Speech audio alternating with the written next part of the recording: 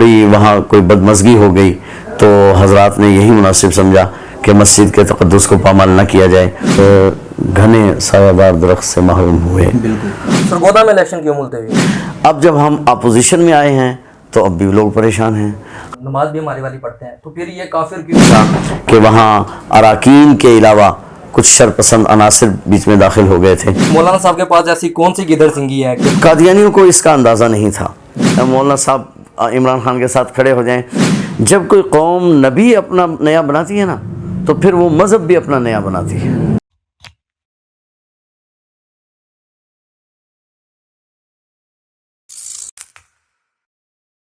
بسم اللہ الرحمن الرحیم۔ السلام علیکم، میں ہوں آپ کا ہوسٹ اور دوست جنید ریاض۔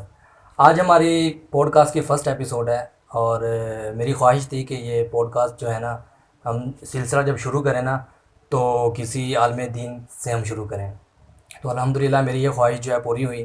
اور آج کے ہماری پوڈ کاسٹ میں ہمارے ساتھ موجود ہیں عالم بعمل، استاد الحدیث حضرت مولانا مفتی محمد شاہد مسعود صاحب، امیر جمعیت علماء اسلام ضلع سرگودا و سرپرست اعلیٰ عالمی مجلس تحفظ ختم نبوت۔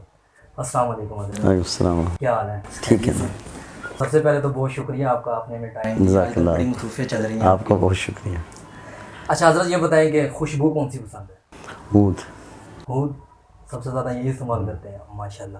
اچھا، دوسرا سوال ہمارا یہ ہوگا کہ بابا جی اکرم طوفانی صاحب کے جانے سے جماعت کو کتنا نقصان ہوا ہے؟ حضرت سے اس طرح ہے کہ طوفانی صاحب کا کیونکہ ایک تسلسل تھا بہت زیادہ، اور انہوں نے بہت محنت کی اور اپنی ساری جوانی، سارا بڑھاپا بھی اس میں لگا دیا۔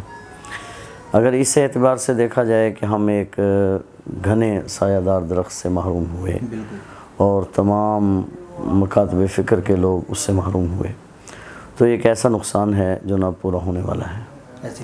جہاں تک جماعتی سلسلے کا تعلق ہے، والحمدللہ حضرت طوفانی صاحب کی زندگی میں ہی مولانا نور محمد ہزاروی صاحب دامت برکاتہم اور عالمی مجلس تحفظ ختم نبوت کے مبلغ حضرت مولانا خالد حافظ صاحب، انہوں نے تقریباً پہلے ہی 90% کام سنبھالا ہوا تھا، اور وہ الحمدللہ اسی طرح جاری و ساری ہے۔ باقی یہ ظاہر ہے کہ باپ تو باپ ہوتا ہے، بڑوں کا سایہ تو ہوتا ہی ہے۔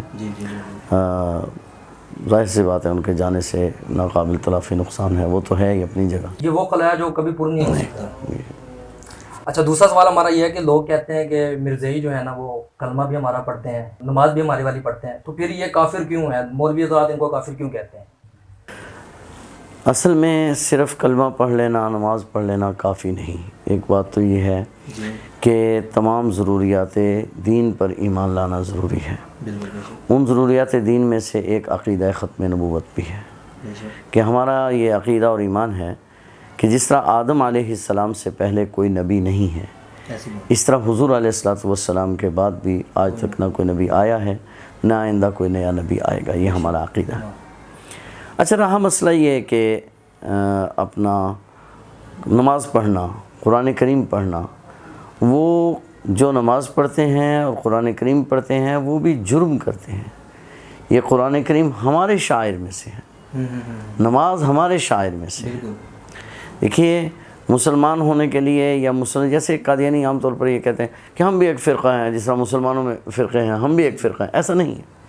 مسلمان فرقہ ہونے کے لیے ضروری ہے کہ وہ حضور نبی کریم صلی اللہ علیہ وسلم کو آخری نبی مانتا ہو، اور یہ بھی ضروری ہے کہ حضور علیہ السلام کی بات کو آخری اتھارٹی تسلیم کرتا ہوں، جبکہ مرزا غلام احمد قادیانی خود دعویٰ نبوت کا دعوے دار ہے۔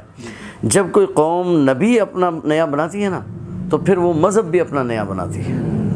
لہذا اب ہمارا موقف یہ ہے کہ جب انہوں نے نبی نیا بنانا ہے تو پھر اسلام کا نام کیوں استعمال کرتے ہیں، قرآن کی کیوں بات کرتے ہیں؟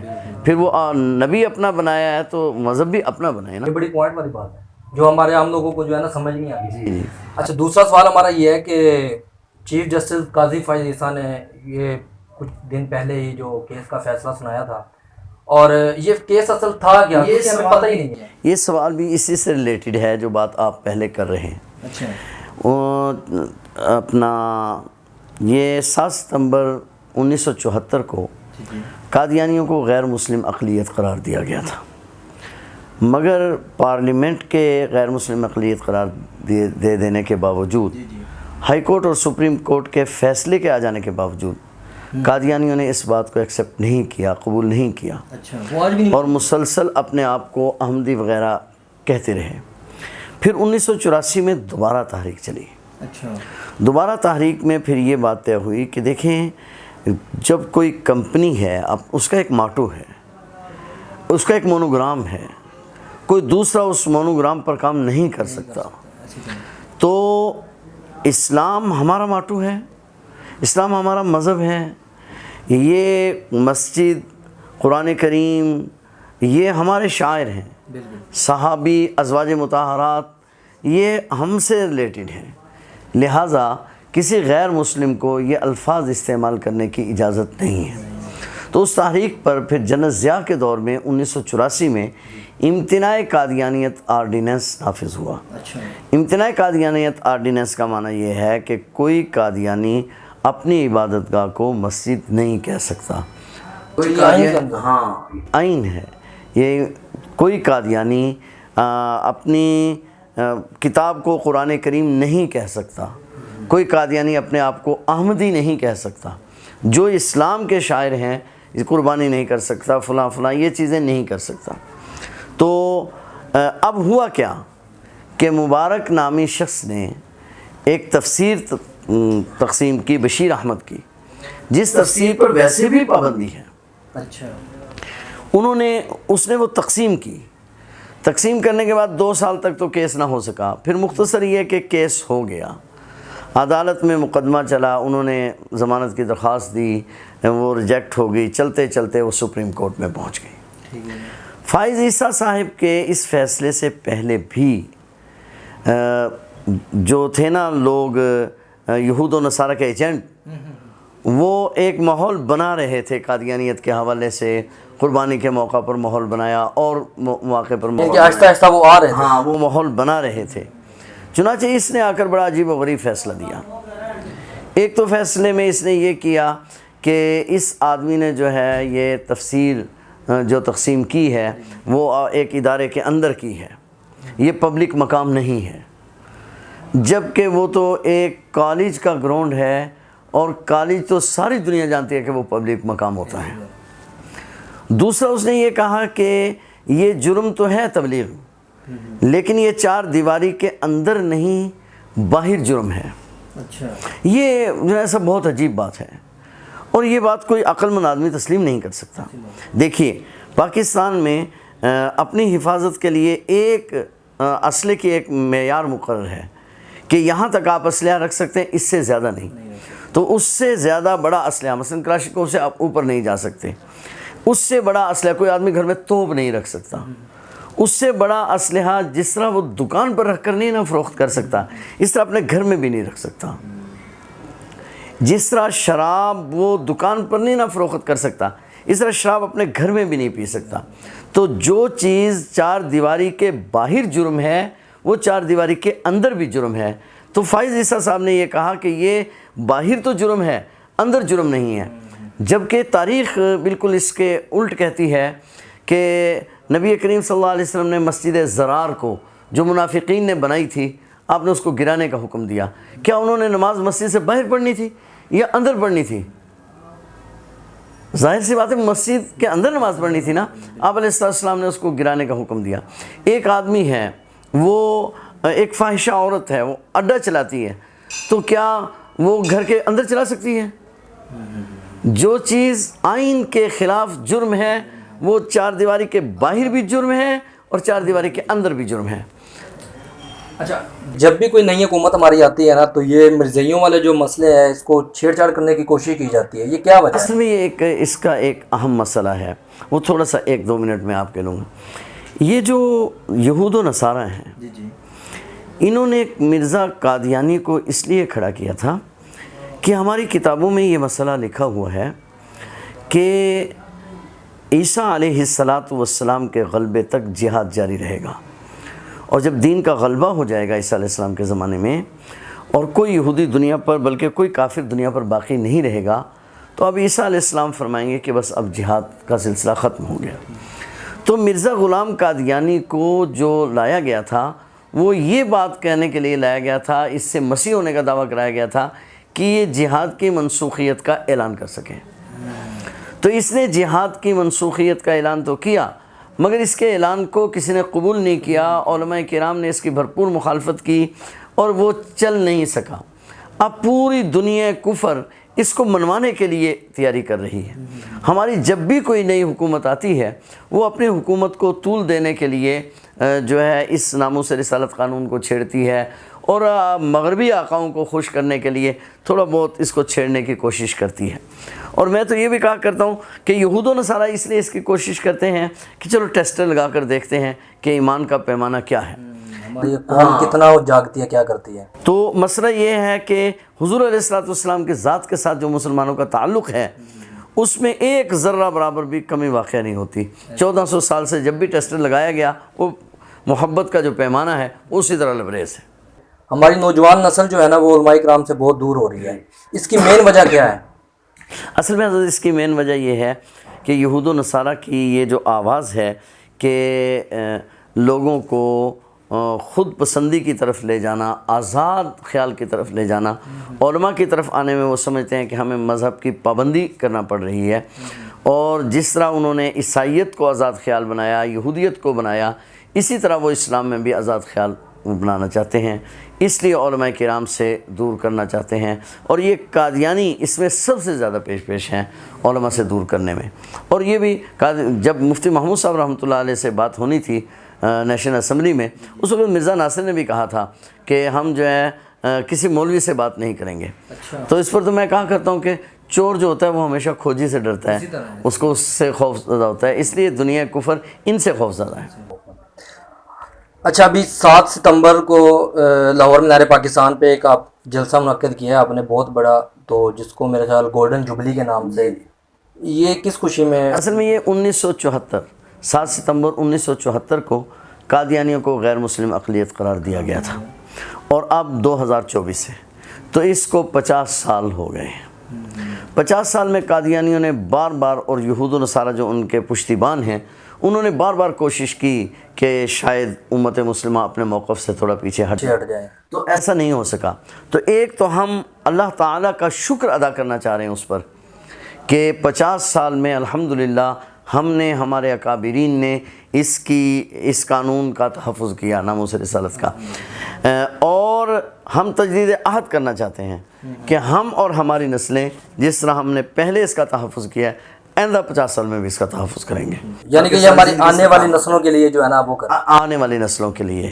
اچھا، دوسرا آپ، میں اکثر اسٹیج پہ کوئی جلسہ ہو جائے میں سن رہا ہوتا ہوں کہ ذوالفقار علی بھٹو کو آپ جو اکثر رحمۃ اللہ علیہ کہہ رہے ہوتے ہیں، یہ کیا وجہ ہے؟ مسئلہ یہ ہے جی کہ جس دن یہ اسمبلی میں بحث ہو رہی تھی، اگرچہ قادیانیوں نے خود اس کا مطالبہ کیا تھا، لیکن اسمبلی میں اس وقت ملا بھی موجود تھے، اور بالخصوص مفکر اسلام مفتی محمود صاحب رحمۃ اللہ علیہ، مولانا شام نورانی اور دیگر بہت سارے حضرات موجود تھے، مولانا عبدالحق صاحب اور اکابر۔